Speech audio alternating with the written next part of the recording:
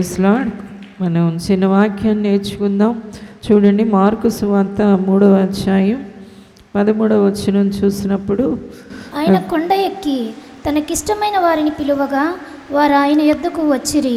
దేవుని యొక్క పిలుపుని మనం ఇక్కడ చూస్తూ ఉన్నాం. ఆయన కొండెక్కి కూర్చుని తనకి ఇష్టమైన వారందరినీ పిలుచుకుని తన దగ్గర కూర్చోబెట్టుకున్నారు. వాళ్ళు ఆయనతో ఉండాలనే ఆయన పిలుచుకున్నారట. దేవుడు పిలుపులో ఉన్న ఉద్దేశం మనకి ఇక్కడ కనబడుతూ ఉంది. మనం పిలువబడేటప్పుడు మనం ఎవరో తెలుసు కాబట్టి వాళ్ళు మనల్ని ఏం చేస్తారు? పిలుస్తారు. దేవాది దేవుడు నిన్ను పిలవడం, నీవు ఆయన దగ్గరికి రావడం అనే విషయంలో నీ సంగతులు ఏమీ దేవునికి తెలియబడనివి ఏమీ కాదు. నువ్వెంత బలహీనురాలువో, లేకపోతే నువ్వెంత బలహీనుడువో, నీలో ఎన్ని లోపాలు ఉన్నాయో, ఎన్ని తప్పిదాలు ఉన్నాయో, నువ్వు ఎప్పుడెప్పుడు పడిపోతావో, ఏమేమి చేస్తావో అవన్నీ కూడా దేవుడికి తెలుసు. తలంపు నీలో పుట్టకముందే ఆయన ఎరిగి ఉన్నాడట. నోట్లోకి మాట రాకముందే ఆయనకి తెలుసు. ఇంతగా తెలిసిన దేవుడే నేను పిలుచుకున్నాడు. తెలుసుండి కూడా ఆయన ఏం చేస్తాడు చెప్పండి? నిన్ను పిలుచుకున్నాడు. అందుకని కొరింథీ పత్రికలో చూడండి, 1 కొరింథీ పత్రిక 1వ అధ్యాయం 26వ వచనం. మీలో లోకరీతిని జ్ఞానులైనను గనులైనను గొప్పపు వంశపు వారైనను అనేకులు పిలువబడలేదు గాని ఏ శరీరయు దేవుని ఎదుట అతిశయింపకుండానట్లు జ్ఞానులను సిగ్గుపరచుటకు లోకములో నుండి వేరే వారిని దేవుడు ఏర్పరచుకుని ఉన్నాడు. బలవంతులైన వారిని సిగ్గుపరచుటకు లోకములో బలహీనులైన వారిని దేవుడు ఏర్పరచుకుని ఉన్నాడు. ఎన్నికైన వారిని వ్యర్థము చేయుటకు లోకములో నీచులైన వారిని, తృణీకరింపబడిన వారిని, ఎన్నిక లేని వారిని దేవుడు ఏర్పరచుకుని ఉన్నాడు. అయితే హల్లెలూయా. ఇక్కడ కొరింథీ పత్రికలో అపోస్తలుడైన పౌలు చెప్తున్నాడు, నీలో ఎన్ని లోపాలు ఉన్నాయో అవన్నీ చెప్తున్నాడు. మీరు బలహీనులు, జ్ఞానులు, పనికిరాని వారు, ఎందుకు కొరగాని వారు, ఎర్రివారు అయ్యుండి కూడా దేవుడు మిమ్మల్ని పిలుచుకున్నాడు అంటున్నాడు. దేవునికి స్తోత్రం. హల్లెలూయా. మీలో పెద్ద విశేషమైన మంచి మంచి గుణాలు ఉన్నాయని కాదు, మీరు యోగ్యులని కాదు పిలుచుకుంటా. మీకెందుకు మీరు పనికిరాని జీవితం, వెర్రి జీవితం, బలహీనమైన జీవితం, అప్పుడే పడిపోవడం, అప్పుడే దేవుడు ఎన్ని బార్లు చెప్తున్నా అప్పుడే తొట్రెళ్ళిపోవడం, ఇలాంటి లోపాలు, బలహీనతలు, తప్పిదాలు ఉన్నా కూడా దేవుడు మిమ్మల్ని పిలుచుకున్నాడు. హల్లెలూయా. ఎందుకంటే దేవునికి ఇష్టమైందట. దేవునికి ఏమైంది? ఇష్టమైంది. తనకి ఇష్టమైన వారందరినీ కూడా దేవుడు ఏం చేస్తాడు? తన దగ్గరికి పిలుచుకుంటాడు. కాబట్టి దేవుని బిడ్డలారా, నీ పిలుపులో ఉన్న ఆశీర్వాదాన్ని మీరు గుర్తించాలి. ఇలాంటి బలహీనుల్ని, ప్రభువా ఇలాంటి బలహీనుల్ని నువ్వు పిలుచుకున్నావా, నీవు నీ దగ్గరికి మమ్మల్ని చేర్చుకున్నావా, మాకు ఇలాంటి మంచి జీవితం ఇచ్చావా అని చెప్పి దేవునికి ఎంతో వందనాలు, కృతజ్ఞతాస్తుతులు చెల్లించవలసిన వారై ఉన్నారు. దేవా, నన్ను నీ దగ్గరికి చేర్చుకోవడానికి నన్ను పిలుచుకున్న తండ్రి నీకు వందనాలని చెప్పాలి. ఈ కృతజ్ఞత హృదయం, కృతజ్ఞత బుద్ధి ప్రతి వ్యక్తి కూడా దేవుని ఎడల కలిగి ఉండాలి. దేవుని బిడ్డలను మనం కోట్ల స్తుతులు చెల్లించిన, పగలు రాత్రి మనం దేవుణ్ణి సేవించినా కూడా మనం దేవునికి రుణస్తులం. ఎందుకంటే మనం ఎంత చెడ్డాళ్ళమో తెలిసి కూడా దేవుడు మనల్ని ఏం చేశాడు చెప్పండి? పిలుచుకున్నాడు. హల్లెలూయా. తరువాత పిలుపులో ఉన్న మరొక ఉద్దేశం ఏంటి అంటే, ఎందుకు పిలుస్తారు అంటే, ఎవరైనా మనకి ఏదైనా ఒకటి ఇవ్వడానికి, మన జీవితంలో ఏదైనా ఒకటి చేయడానికి పిలుస్తారు. దేవాది దేవుడు కూడా మనకిచ్చే ఆశీర్వాదాలు కోకొల్లలుగా ఉన్నాయి. 1, 2 కాదు. పరలోక ఆశీర్వాదాలన్నీ దేవుడు మనకిస్తున్నాడు. ఈ భూమి మీద కూడా దేవుడు తన ఆశీర్వాదాలతో మనల్ని నింపుతున్నాడు. ఇలాగా 2 దీవెనలను మనము కలిగి ఉన్నాం. ఇలాగ దేవుడు మనల్ని ఎందుకు పిలిచాడు అంటే, మన జీవితాలలో తన ఆశీర్వాదాలు నింపడానికి పిలిచాడు. ఈ భూమి మీద మనమున్న ఈ కొద్ది జీవితంలో మనకి ఏం కావాలో ఇవ్వడానికి పిలుచుకున్నాడు. ఆ తరువాత ఆయన దగ్గరికి, ఆ నిత్యత్వంలోనికి మనం చేరినప్పుడు, నిరంతర జీవితాన్ని జీవిస్తున్నప్పుడు అక్కడివి కూడా మనకి ఇవ్వడానికి ఆయన మనల్ని పిలుచుకున్నాడు. తరువాత మనము చూస్తే ఈ పిలుపులో ఉన్న ఆశీర్వాదం ఏంటి అంటే, పిలుపులో ఉన్న రహస్యం ఏంటి అంటే, మనల్ని పిలిచినవాడు నమ్మదగిన దేవుడు. అందుకని మిమ్మల్ని పిలిచినవాడు ఎవరట? నమ్మదగిన దేవుడు, గొప్ప దేవుడు. గొప్ప దేవుడు మనల్ని పిలిచాడు. ముఖ్యమంత్రి గారు ఎవరైనా ఒక సాధారణమైన వ్యక్తిని, అమ్మ మీరు మా ఇంటికి రండి, నా దగ్గరికి రండి అని పిలుచుకున్నారనుకోండి, అది ఎంతమందికి మీరు చెప్తారు? ఎంత గొప్పగా చెప్తారు, ఎంత విశేషంగా చెప్తారు. ముఖ్యమంత్రి గారు నన్ను పిలిచారు, ఈ పెద్ద వ్యక్తి కలెక్టర్ గారు నన్ను పిలిచారు, ఈ గొప్ప వ్యక్తి నన్ను పిలిచారు అనే ఆ సంతోషాన్ని, ఆనందాన్ని వ్యక్తపరుస్తారు. ఇప్పుడు నిన్ను పిలిచిన ఆయన ఎలాంటి వాడు అంటే దేవాది దేవుడు. ఈ విశ్వాన్ని సృష్టించి ఈ విశ్వమంతా తన మాటతో నడిపిస్తున్న ఆ విశేషమైన దేవుడే నిన్ను పిలుచుకున్నాడు. ఎవరో మనుషులు కాదు. మనుషుల్లో గొప్పవాళ్ళు పిలిస్తేనే మనం గొప్పగా ఫీల్ అయిపోతూ ఉంటాం, అబ్బా లాంటి వ్యక్తి నన్ను పిలిచాడు అని. ఇప్పుడు దేవాది దేవుడే మానవులమైన మనల్ని ఏం చేశాడు? పిలుచుకున్నాడు. దేవునికి స్తోత్రం. పిలిచిన దేవుడు నమ్మదగిన వాడట. కొన్ని రోజులు ఉన్న తర్వాత ఇదిగో నువ్వు పో అని తోసేసేవాడు కాదు. కొన్ని రోజుల తర్వాత విడిచిపెట్టేసేవాడు కాదు. అందుకని ఆయన ఒక వాగ్దానం చెప్తున్నాడు, నేను నిన్ను విడువను, నేను నిన్ను ఎడబాయను. విడిచిపెట్టేసేవాడు కాదు, తోసేసేవాడు కాదు. ఆయన ఎప్పుడు కూడా తన బిడ్డల్ని పిలుచుకున్న దేవుడు తన దగ్గరే ఉంచుకుంటాడు, తనతోనే ఉంచుకుంటాడు, తన దగ్గరే ఉండేటట్లుగా, శాశ్వత కాలం ఉండేటట్లుగా, నిత్యం ఉండేటట్లుగా దేవుడు మనల్ని పిలుచుకున్నాడు. ఇది మన అదృష్టం. దేవునికి స్తోత్రం. ఎందుకంటే ఆ పిలిచిన దేవుడు నమ్మదగినవాడు. దేవునికి స్తోత్రం. ఏదో కొన్ని రోజులు పిలిచి తర్వాత చిచ్చి నీ జీవితం మారలేదని తోసేయడం లేదట. ఎంత గొప్పవాడో చూడండి. ఆ పిలుపు గల, ప్రేమ గల తండ్రి ఇక అలాగే పట్టుకొని, అలాగే తన చెంతన మీద పెట్టుకొని నిత్యం మనల్ని ఏం చేసుకుంటా ఉన్నాడు? మనల్ని తన దగ్గర చేర్చుకుంటూనే ఉన్నాడు, తన దగ్గర ఉంచుకుంటూనే ఉన్నాడు. ఇంత గొప్ప పిలుపులో, ఇలాంటి గొప్ప ఆశీర్వాదములో దేవుని బిడ్డ నువ్వు చేర్చబడ్డావు. ప్రభువా, నీ పిలుపులో నేను చేర్చబడ్డాను, నన్ను ఎప్పుడు కూడా నువ్వు వదిలిపెట్టావు. హల్లెలూయా, హల్లెలూయా. నాలో ఎన్ని లోపాలు ఉన్నాయో తెలిసే నువ్వు పిలుచుకున్నావు. అంతేకాదు, నువ్వు నాకు ఆశీర్వాదాలు ఇవ్వడానికి పిలిచావు.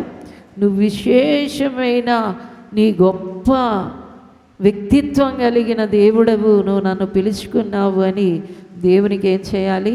వందనాలు, కృతజ్ఞతాస్తుతులు, స్తోత్రాలు చెల్లించవలసిన వారమై ఉన్నాం. అయితే దేవుని బిడ్డలారా, దేవుడు మనల్ని పిలుచుకున్నప్పుడు ఆ పిలుపులో ఉన్న కొన్ని ఉద్దేశాలను దేవుడు తెలియచేస్తూ ఉన్నాడు. నేను ఎందుకు మిమ్మల్ని పిలిచాను అంటే, ఎందుకు మిమ్మల్ని నా దగ్గరికి చేర్చుకున్నాను అంటే, ఎందుకు నా బిడ్డలుగా నేను స్వీకరించాను అంటే, ఎందుకు నా ఒడిలో మిమ్మల్ని కూర్చోబెట్టుకున్నానంటే, మీ ఎడల నాకు ఒక కోరిక ఉంది. హల్లెలూయా. చూడండి, దేవుడు కోరిక చెప్తున్నాడు. 1 దెస్సలోనిక పత్రిక 4వ అధ్యాయం 7వ వచనాన్ని చూద్దాం. పరిశుద్ధులగుటకే దేవుడు మనల్ని పిలిచెను కానీ అపవిత్రులుగా ఉండుటకు పిలవలేదు. దేవుడు మనల్ని ఎలా చేశాడట? పరిశుద్ధులుగా ఉండడానికే పిలిచాడు కానీ అపవిత్రులుగా ఉండడానికి పిలవలేదు. దేవుడు నిన్ను తన దగ్గరికి చేర్చుకోవడంలో ఉన్న ఒక ముఖ్య ఉద్దేశం ఏంటి అంటే, తన ఒళ్ళో నిన్ను కూర్చోబెట్టుకుని తన బిడ్డగా నిన్ను స్వీకరించడానికి దేవుడికి ఉన్న ఒక ఉద్దేశం ఏంటంటే, నిన్ను పరిశుద్ధపరచాలి, నిన్ను పరిశుద్ధంగా మార్చేయాలి, నిన్ను పరిశుద్ధంగా జీవింపచేయాలని. పరిశుద్ధుడైన ఆ దేవుడు తన పరిశుద్ధ సన్నిధిలో నిన్ను చేర్చుకోవాలి. ఇదే ఆయన ప్రణాళిక, ఇదే ఆయన ఉద్దేశం. నీ ఎడల ఆయనకున్న మహోన్నతమైన కోరిక అదే. ఏంటి ఆ కోరిక అంటే, దేవుడు నిన్ను పరిశుద్ధంగా ఉంచుకోవాలని. హల్లెలూయా. దేవుడు ఏం చేయాలనుకుంటున్నాడు? నిన్ను పరిశుద్ధంగా ఉంచుకోవాలని. అందుకనే తన విలువైన రక్తం చేత, పరిశుద్ధమైన రక్తం చేత నిన్ను కడుక్కున్నాడు. ఈ లక్ష్యాన్ని దేవుని బిడ్డలైన వారు ఎవ్వరూ కూడా మర్చిపోకూడదు. నిన్ను దేవుడు ఎందుకు పిలిచాడు అంటే, నేను పరిశుద్ధంగా ఉండడానికే దేవుని చేత పిలువబడ్డాను అని ప్రతి వాళ్ళు కూడా గ్రహించాలి. ఆయన ముఖ్య ఉద్దేశమే అది. నిన్ను పరిశుద్ధపరిచేయాలి. ఏ పాపం నీలో ఉండకూడదు, ఏ చెడు నీలో ఉండకూడదు, ఏ చీకటి నీలో ఉండకూడదు, ఏ దెయ్యపు క్రియ నీలో ఉండకూడదు. నీవేమవ్వాలి అంటే దేవుడు ఎలాంటి పరిశుద్ధుడో నువ్వు అలాగ పరిశుద్ధంగా స్వచ్ఛంగా అయిపోవాలని దేవుడు నీ ఎడల కోరిక కలిగి ఉన్నాడు. హల్లెలూయా. పరిశుద్ధంగా ఉండాలి అనే కోరికను కలిగి ఉన్నాడు. పరిశుద్ధంగా ఉండాలి. కాబట్టి దేవుని బిడ్డలైన వారందరూ ఈ దృష్టిని పెట్టుకోవాలి. ప్రభా, నన్ను పరిశుద్ధపరచండి, నీలాగా నన్ను పరిశుద్ధపరచండి, నీ వలే నన్ను పరిశుద్ధపరచండి, నీ రక్తంతో కడగండి ప్రభా, నన్ను శుద్ధీకరించండి, నన్ను ప్రక్షాళన చేయండి అని ప్రతివారు దేవుణ్ణి అడగాలి. ఎందుకంటే నువ్వు బాగా పరిశుద్ధం అవ్వాలని దేవుడు కోరుకుంటున్నాడు.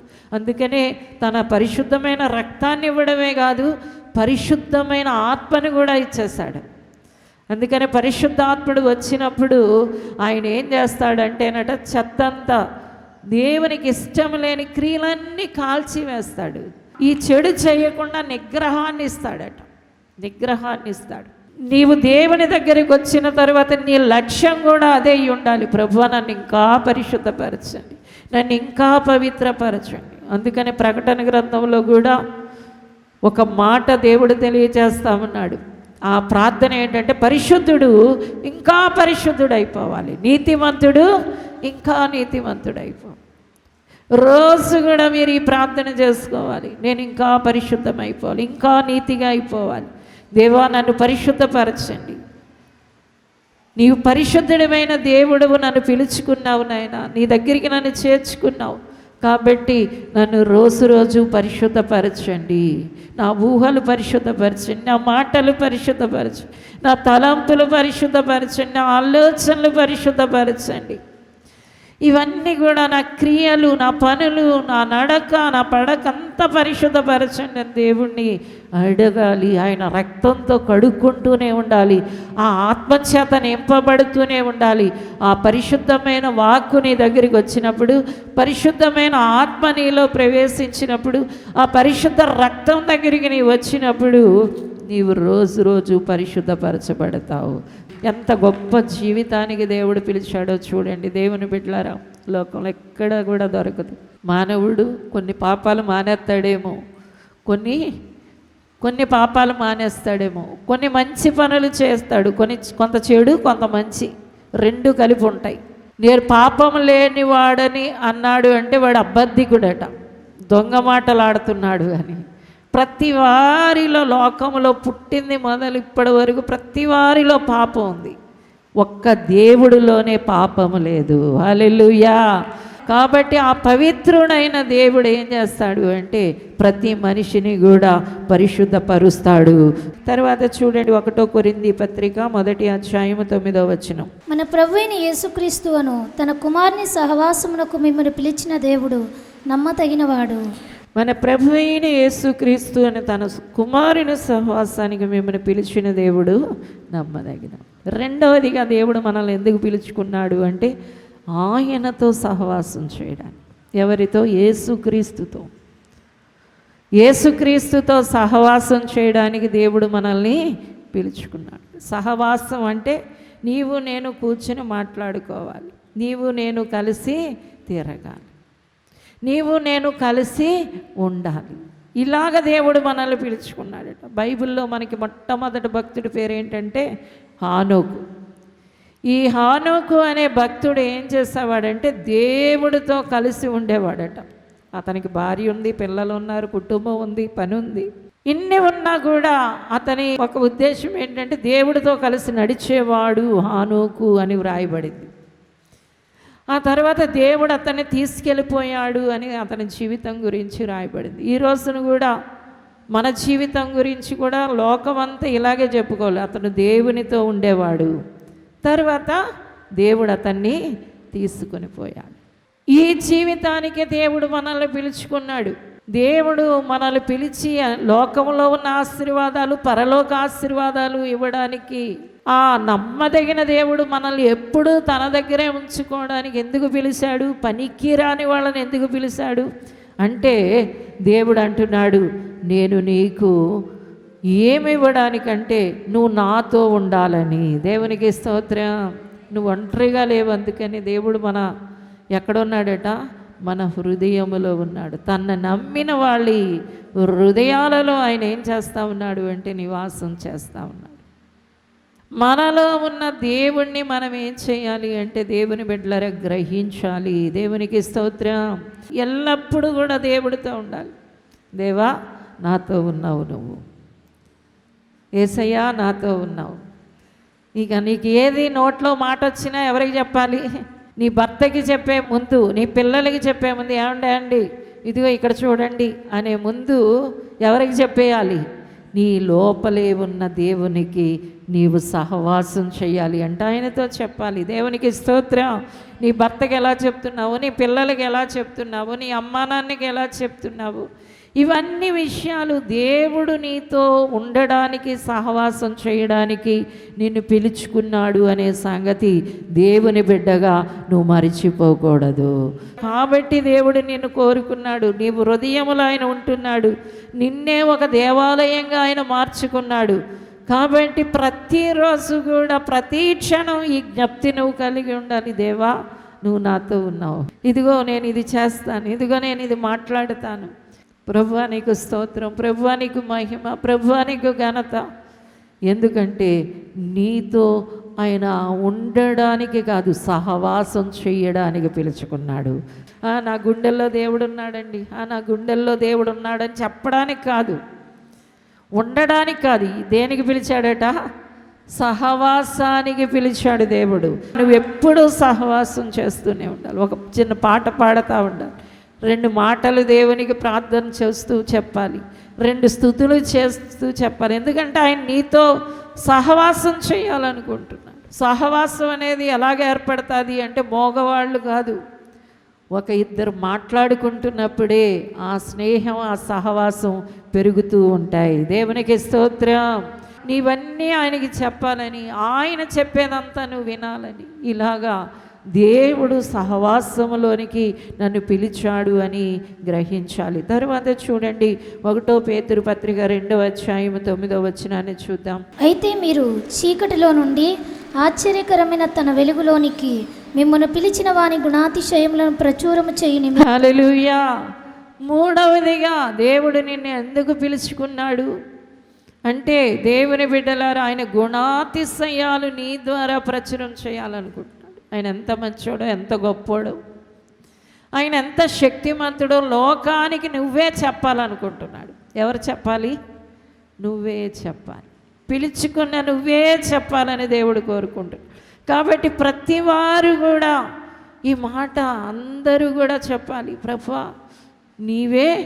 నీ గురించి నేను చెబుతానయ్యా, నీ గురించి చెబుతాను. నా ఇంటి పక్కన ఉన్న వాళ్ళకి చెప్తాను, నా వీధిలో వాళ్ళకి చెప్తాను, నా పిల్లలకి చెప్తాను, నా పొరుగింటి వాళ్ళకి చెప్తాను.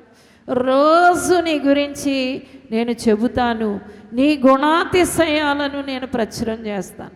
దేవుడు అని నన్ను కడిగాడు, రక్తంతో కడిగాడు, నన్ను విలువ పెట్టి కొన్నాడు. అందుకని అప్పట్లో నాకు చాలా చీకటి బ్రతుకుండేది. ఇప్పుడు అవన్నీ కూడా నేను విడిచిపెట్టేశాను. నోరిప్పితే అబద్ధం ఆడేదాన్ని, ఎక్కడ చూస్తే అక్కడ దొంగిలించేదాన్ని, ఇలాంటి చెడ్డదాన్ని, ఒకళ్ళ మాట ఒకళ్ళకి చెప్పేదాన్ని. చాలా దుర్వలవాట్లు, వ్యభిచారి, నేను దొంగని, లేకపోతే త్రాగుబోతుని, నేను సిగరెట్లు కాల్చే వ్యక్తిని. కానీ నేను ఈ రోజున మారడానికి కారణం దేవుడు. దేవునికి స్తోత్రం. అని ఇలాగ ఆయన గుణాతిశయాలను, దేవుడు నన్ను క్షమించాడు, దేవుడు నన్ను కరుణించాడు, దేవుడు నన్ను ప్రేమించాడు, దేవుడు నన్ను దరికి చేర్చుకున్నాడని ప్రతి వాళ్ళకి చెప్పవలసిన వాళ్ళు ఎవరు అంటే మీరే. దేవునికి స్తోత్రం. హల్లెలూయా. కాబట్టి ప్రతి వాళ్ళు ఈ లక్షణాన్ని కలిగి ఉండాలి. ఏ లక్షణము అంటే ఆయన గుణాతిశయాలు నీ ద్వారా ప్రచురపరచడానికి దేవుడు నిన్ను పిలుచుకున్నాడు. నీ నోటి ద్వారా అందరికీ చెప్పడమే కాదు, కానీ నీ జీవితం ద్వారా కూడా అందరికీ ఏం చేయాలి? చూపించాలి. అమ్మ ఆవిడ దేవుడిని నమ్ముకుందట, ఎంత మంచిగా మారిపోయింది. దేవుడిని నమ్ముకున్నదట, ఆమె ఎంత చక్కగా జీవిస్తుంది అని ప్రతి వారు కూడా నిన్ను గూర్చి తెలుసుకునే రీతిగా ఆయన గుణాతిశయాలు ప్రచురమవ్వాలని దేవుడు నిన్ను పిలుచుకున్నాడు. కాబట్టి దేవుని పిలుపులో ఉన్న ముఖ్య ఉద్దేశం ఏంటి అంటే, దేవుడు ఇంత బలహీనురాలివి, ఇంత దౌర్భాగ్య స్థితిలో ఉన్న నిన్ను దేవుడు పిలుచుకోవడానికి కారణం ఏంటి అంటే, నీవు తెలుసు ఆయనకి ఎన్ని లోపాలు ఉన్నాయో తెలుసుండి కూడా నిన్ను తన దగ్గరికి పిలుచుకున్నాడు. దేవుడు అంటాడు, అది నా లక్షణం, నేను మంచోళ్ళని కాదు, ఎంత దుర్మార్గంగా ఉన్న వాళ్ళైనా నేను పిలుచుకుంటాను, అది నా లక్షణం అంటున్నాడు. అంతేకాదు దేవుని బిడ్డలారా, దేవుడు నిన్ను పిలవడంలో ఉన్న ఉద్దేశం ఏంటి అంటే, తన దీవెనలు నీకు ఇవ్వాలనుకున్నాడు. ఆ గొప్ప దేవుడి యొక్క జీవితం ఎందుకోసం అంటే, పరిశుద్ధంగా జీవించడానికి పిలిచాడట, నీతో ఉండడానికి పిలుచుకున్నాడు. మూడోది, నీవు ఆయన గురించి చెప్పాలని పిలుచుకున్నాడు. చివరిగా చూడండి, అదే పేతురు పత్రిక 3వ అధ్యాయం 9వ వచనాన్ని చూద్దాం. ఆశీర్వాదమునకు వారసులొకటకు మీరు పిలువబడితిరి గనుక కీడుకు ప్రతి కీడైనను దూషణకు ప్రతి దూషణను చేయక. చివరిగా దేవుడు అంటున్నాడు, నేను అసలు ఎందుకు పిలిచానో నీకు తెలుసా? ఆశీర్వాదాలు ఇవ్వడానికి పిలిచాను. ఎందుకు పిలిచాను? నా ఆశీర్వాదాలన్నీ నీకు ఇచ్చేయాలనుకుంటు, నా దీవెనలన్నీ నీకు ఇచ్చేయాలనుకుంటు, నా ఆస్తినంతా, నా స్వాస్యానంతా నీకు ఇచ్చేయాలనుకుంటు, నా మహిమనంతా నీకు ఇచ్చేయాలనుకుంటు, నా అధికారం అంతా నీకు ఇచ్చేయాలనుకుంటున్నాను, నా జీవం అంతా నీకు ఇచ్చేయాలనుకుంటున్నానని దేవుడు మనల్ని పిలుచుకున్నాడు. కాబట్టి ఆ గొప్ప దేవుడు, దేవా నాక ఇంత ఎందుకు, మా వాళ్ళు ఎంతమంది ఉన్నారు, నా బంధువులు ఎంతమంది ఉన్నారు, నా రక్త సంబంధులు ఎంతమంది ఉన్నారు, నా కులస్తులు ఎంతమంది ఉన్నారు, వాళ్ళెవ్వరూ నమ్ముకోలేదు, నన్ను పిలుచుకున్నావా తండ్రి అని దేవునికి మీరు వందనాలు చెల్లించాలి. హల్లెలూయా, హల్లెలూయా. ఈ రోజు నుంచి పరిశుద్ధత మీద కోరిక కలిగి ఉండాలి. రెండోది, దేవుడితో సహవాసం చేయడానికైనా కోరిక కలిగి ఉండాలి. మూడోది, నీ జీవితం ద్వారా, నీ మాట ద్వారా దేవుని గుణాతిశయాలు ప్రచురపరచాలి. హల్లెలూయా. తర్వాత దేవుడి ఆశీర్వాదాలు నావే, దేవుడికి ఉన్న ఆశీర్వాదాలన్నీ కూడా నా సొంతమైనవని నువ్వు గ్రహించాలి. ఇలాగా ఆ పిలుపులో దేవుని బిడ్డలారా మీరు జీవిస్తే, ఆ పిలుపులో నిలిచి ఉంటే నిశ్చయంగా మీరు ఆశీర్వదించబడతారు. దేవుని బిడ్డ, నువ్వు నీ భర్తను నమ్మి మోసపోయావు, నీ భార్యను నమ్మి మోసపోయావు, నీకు స్నేహితులు అన్యాయం చేస్తుండొచ్చు, నీ బంధువులే నీకు అన్యాయం చేస్తుండొచ్చు, నీ నమ్ముకున్న నీ బిడ్డలు అన్యాయం చేస్తుండొచ్చు. కానీ నిన్ను పిలిచిన దేవుడు నమ్మదగినవాడు. ఆయన ఎన్నడూ నిన్ను విడిచిపెట్టడు, ఆయన ఎన్నడూ నిన్ను విడిచిపెట్టవాడు. నీవు చుట్టూ ఉన్న మనుషులు రోజుకొకలాగా మారిపోతూ ఉండొచ్చు, కానీ నీవు నమ్మిన దేవుడు ఎన్నడూ మారడు, ఎన్నడూ విడువడు, ఎన్నడూ ఎడబాయడు. ఆయన వైపు చూడండి. ప్రభా, నీవే నా దిక్కయ్యా, నీవే నా సహాయమయ్యా, నీవే నా బలమయ్యా, నీవే నా శక్తి అయ్యా. కృపగల దేవుడు, నేను పిలుచుకున్న దేవుడు, పరిపూర్ణుడు. దేవుని బిడ్డ ఎన్నడూ నేను విడిచిపెట్టాడు. అందరూ విడిచిపెట్టేశారేమో, అందరూ విడనాడారేమో, అందరూ నిన్ను వడిచి వెళ్ళిపోయారేమో, అందరూ నిన్ను తోలనాడారేమో, కానీ దేవుడు మాత్రం నిన్ను తన దరికి చేర్చుకుంటాడు. పరిశుద్ధత మీదే నీ మనసు పెట్టాలి. దేవునితో సహవాసం చేయడానికి నువ్వు మనసు కలిగి ఉండాలి. నీ మాట ద్వారా, నీ జీవితం ద్వారా లోకానికి దేవుని గుణాతిశయాలను ప్రచురపరచాలి. దేవుడు ఆశీర్వాదాల కోసం నువ్వు పిలువబడ్డావు అనే గ్రహింపు కలిగి ఉండాలి. కాబట్టి కీడు చేయకు, దూషణకు దీక్షణ చేయకు. నేను దీవించబడ్డాను కాబట్టి అందరినీ నేను దీవిస్తాను అనే ఆ చక్కటి జ్ఞానాన్ని కలిగి ఉండాలి.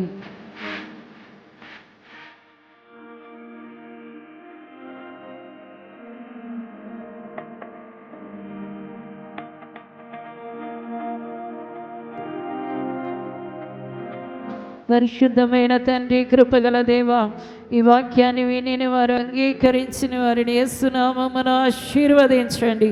నీ పిలుపులో జీవించుదురుగాక, నీ పిలుపులో నిలిచియుందురుగాక, నీ పిలుపుకి తగినట్లుగా ప్రవర్తించుదురుగాక.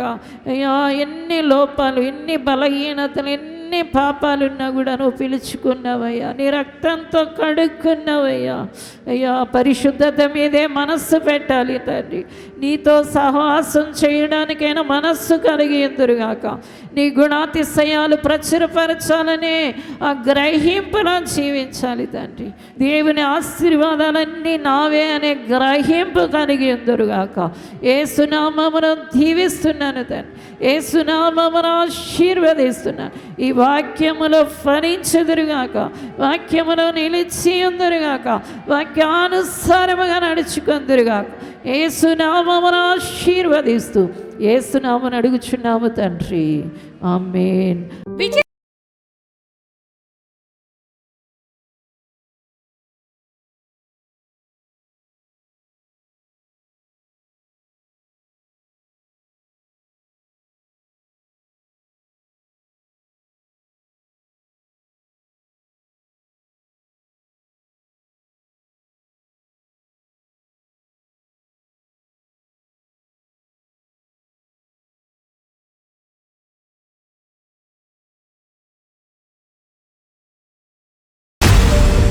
రాజమహేంద్రవరంలో దహించు అగ్ని సేవకుల కూడిక నవంబర్ 19వ తేదీన ఉదయం 10 గంటల నుండి ప్రారంభించబడును. ముఖ్య ప్రసంగికులు డాక్టర్ థామస్ గారు, దహించు అగ్ని మినిస్ట్రీస్, రాజమహేంద్రవరం. స్థలం దహించు అగ్ని ఆడిటోరియం, నటరాజ్ థియేటర్, రాజమహేంద్రవరం. మరిన్ని వివరాలకు 9494940072 మరియు 73. భీమవరంలో ఉజ్జీవ స్వస్థత కూడిక నవంబర్ 20వ తేదీన ఉదయం 10 గంటల నుండి ప్రారంభించబడును. ముఖ్య ప్రసంగికులు సిస్టర్ క్యాథరిన్ గారు, దహించు అగ్ని మినిస్ట్రీస్, రాజమహేంద్రవరం. రోగములతో ఉన్నారా?